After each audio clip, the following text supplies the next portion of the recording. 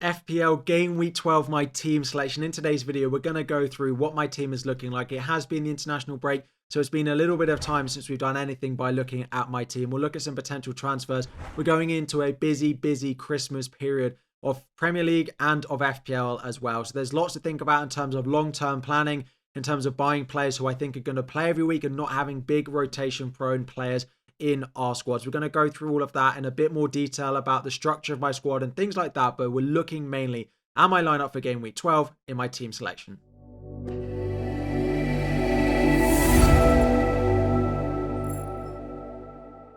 What is up, everyone? FPL Harry here. Before we dive in, 2,000 likes is the aim. Subscribe if you are new around here, and it is back. Team selection means that we are closing in on the game week 12 deadline, and just before we do, I know game week was 11 was quite a long time ago, but just to give you a reminder of how things went, I did quite well. I got 70 points. I got a green arrow, 126k up to 79k. Very happy with it. We had returns from Salah, captain. We had Cunha, and we have Fabianski being the real big point scorers. We also had Aït-Nouri and Mbeumo chipping in with slight returns. Was pretty happy with it. I did start Lewis over Mykolenko, and this might be a decision I'm stuck with making again this week. I'm pretty happy with it. It leaves me with 2 transfers and 1.3 million in the bank. And I've said so far this season that this international break is when we start caring about our overall rank. And I said, and my rank goals for the season, this might sound really strange, but my rank goal for this international break was to be inside the top million. People overestimate where they need to be at this point in the season. Top 1 million by the end of sort of game week 10 or the last international break.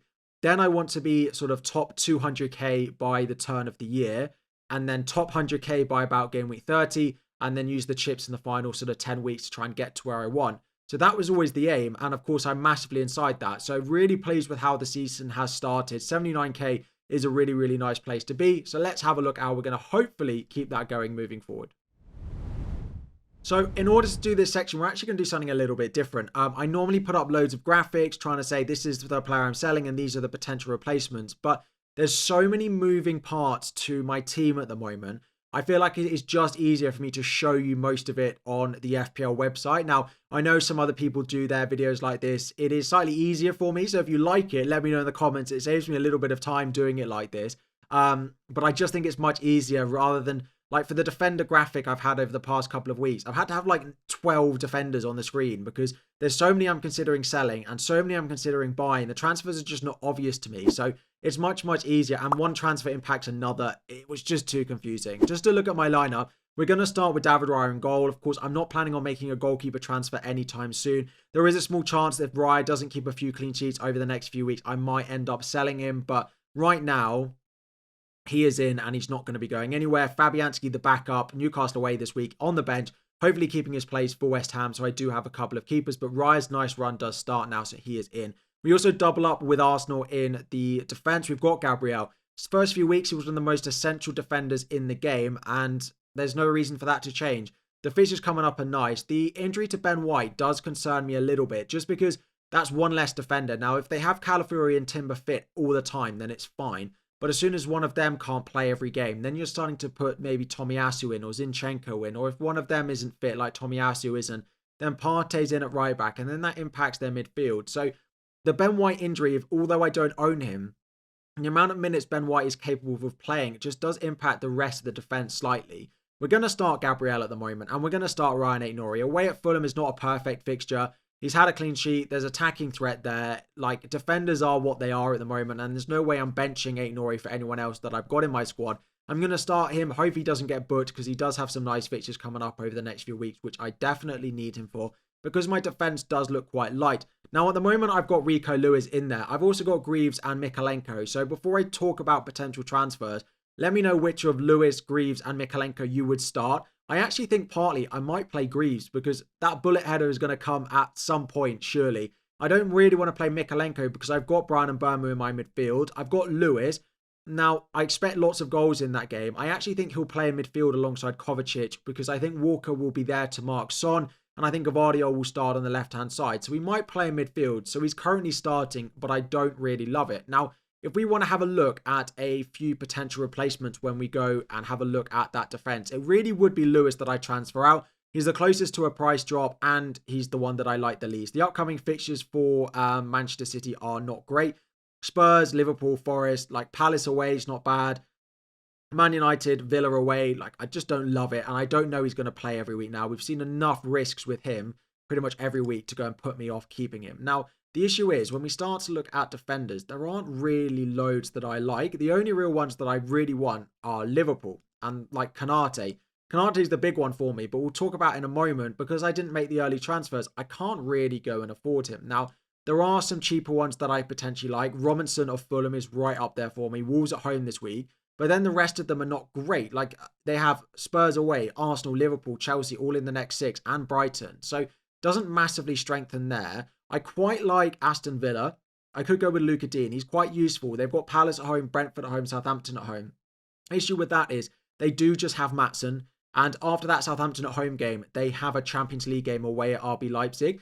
And is there a chance that Luca Dean doesn't start that game, for example, and Maatsen plays it? Potentially. So there's a little bit to put me off. Now, I could stay in Aston Villa and go and buy Ezri Konsa, who's just 4.4 million. I could go and have a look at this. He's cheaper. I could just bench him in the difficult weeks, play him in some of them around that. He's a potential route that I could go and buy. Another one is to go and have a look at Brighton. It would probably be Van Heck. And now the reason it would be Van Heck is with the future transfers I have in mind, I don't have the money really to go as Stupinan. Dunk, there's a slight chance he's not fit and available. And also when he comes back, there are some Brighton fans thinking that Igor is left-footed and can play that left side better in this sort of passing system that they play.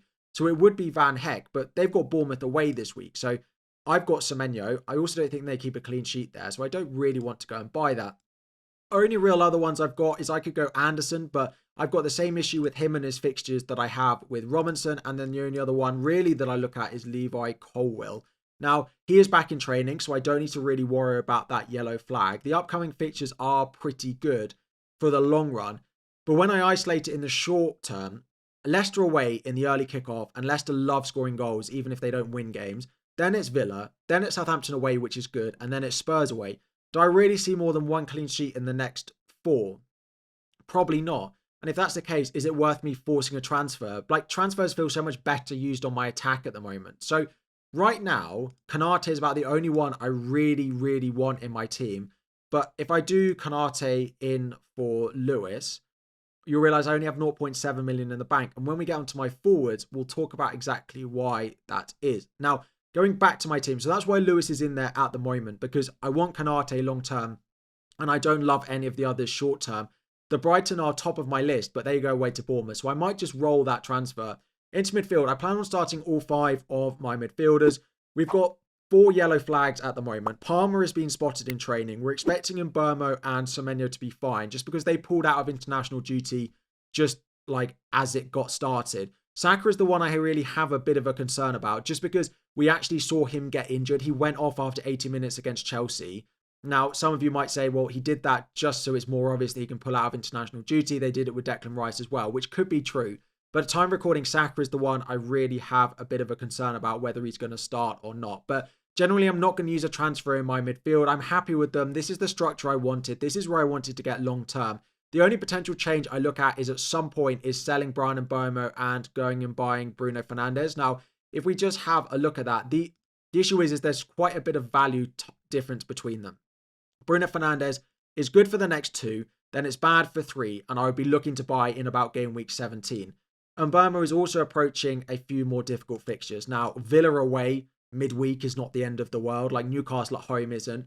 So maybe around game week 17, I look to make that switch. But it'll be interesting to see what the price dynamic is once we get there. But that's something I'm looking at. But starting all the midfield 5, of course, you've got Mo Salah in there. He's had a full break over the international duty. Didn't go away with Egypt. Really nice fixture away at Southampton, who might be without Ben Narek. And we also think that Ramsdale is injured, having broken his finger, which does not boost Southampton's chances at all against a very, very strong Liverpool side. So very happy with the structure I built in my midfield. And then up front, at the moment it's Cunha and it's Dominic Solanke, and I've got Chris Wood on the bench.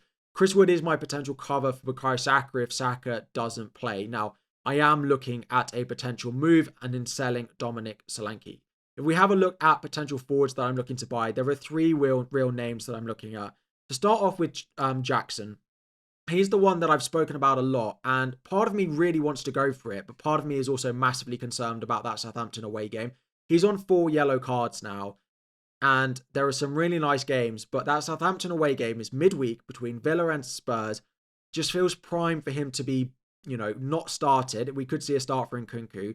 We could also see him pick up a yellow card, maybe deliberately, against Aston Villa, and then, miss the Southampton game so he has no restrictions going into the busier run of fixtures later down the line. I do like him, but I think I'm not going to go there right now. I just think the yellow card and that Southampton fixture being midweek, being the prime fixture, and I think there's a decent chance he might not start, is enough to put me off. The big one at a cheap price is João Pedro. The only issue is I have penciled João Pedro in as a potential Chris Wood replacement in a couple of weeks. Bournemouth away is also not fantastic. Like, it's an okay fixture. They probably do score, but I probably want him for the long run. Like, looking at those long-term fixtures, I really like that. But my plan is to go Chris Wood to João Pedro. Probably, I was going to do it next week, but Chris Wood has Ipswich at home, and I don't really want to do that, even though João Pedro has Southampton at home.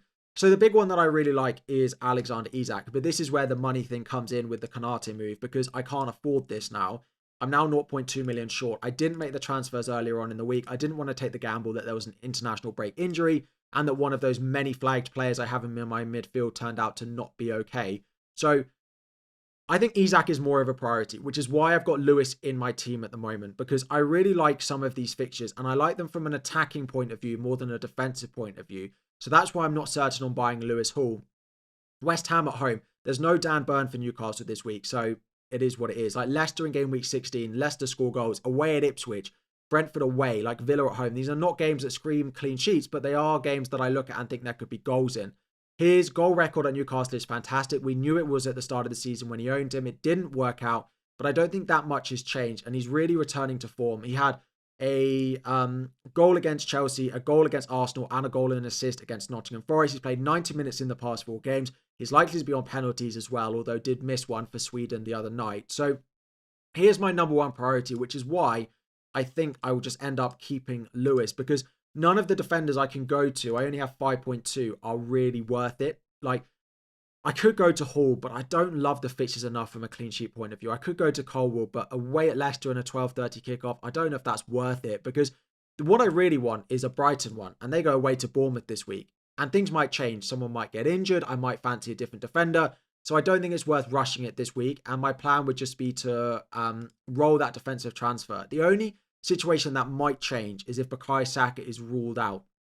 And the reason if that is if he's definitely out, then I don't really want Chris Wood as my cover. And I might end up doing Chris Wood to João Pedro with my other transfer to have him for the long run, because I know that's a transfer I want to do, and he's a much better player this week than Chris Wood going up against Arsenal. And that would then leave me enough money to do Lewis to Konate for a hit. And I don't mind that too much as a... Oh, I'm searching in forwards. That's why he's not coming up. Defenders. Go and add Konate in there. That would be for a -4. Only if Bukayo Saka is definitely going to be out, or one of my midfielders is definitely out. And it would just give me a better first sub rather than Chris Wood. I don't mind having Chris Wood as a first sub if we think they're all going to play and there's a small chance of them missing out. If there's a big chance that they're missing out, then this -4 does actually seem reasonable. 3 transfers I know I want to make in the next few weeks anyway, and it would give me 0.7 in the bank to potentially upgrade a Mikalenko to someone that I like over the next couple of weeks anyway, with the money that it would free up. And of course, I would have an extra transfer next week that I could use on whatever I want. So going back to my lineup, we're in with a 3-5-2 at the moment. The only predicted transfer I have is Solanke to Alexander Isak. I haven't made it at time of recording, and I think I want to wait until the press conferences to decide fully what I'm going to do. So no transfers have been made. I do think Solanke to Isak is the most likely transfer. I don't love the defense. It could be any of Lewis, Mikalenko and Greaves that start, but it is Lewis at the moment. Again, I don't have Haaland, so part of me just likes having a Manchester City player in my team when I'm going up against Haaland, who I expect might damage my rank this weekend. Campty for me is pretty close. It's between Salah and Palmer, but as a Chelsea fan, Palmer away straight after international break, 12:30 kickoff, Salah on such good form, playing against a Southampton team who are likely to be without their first choice centre-back, likely to be without their goalkeeper as well, are looking absolutely horrible. I think that is a better fixture than Palmer. So I'm on Salah captain, Cole Palmer vice captain. Of course, Salah plays later on and Palmer's the early kickoff, which we don't love as well. 352 at the moment. One transfer planned. We will have a look at any potential moves over the next couple of days if there's news on Bukayo Saka or something like that as well. Any thoughts on my team? If you like the new sort of structure, let me know. If you don't like it, also let me know. It was just too much going on in that video for me to try and display it in a simple graphic. So this is just felt the easiest way to do it. Anyway, let me know what you think. If you like it more, you like it less, I can do it going forward. I can also, normally I do it with the graphics, my team, and then I do a little forward planning bit like this. But anyway, let me know what you think. International break is over. FPL is back. Thank you all very much for watching. 2,000 likes is the aim. Drop any questions you have about your team in the comment section down below. And yeah, we'll have final decisions back tomorrow. There'll be a deadline stream on Saturday morning. The podcast is out if you want that. We are well and truly back. Thank you for watching, and I'll be back again very soon.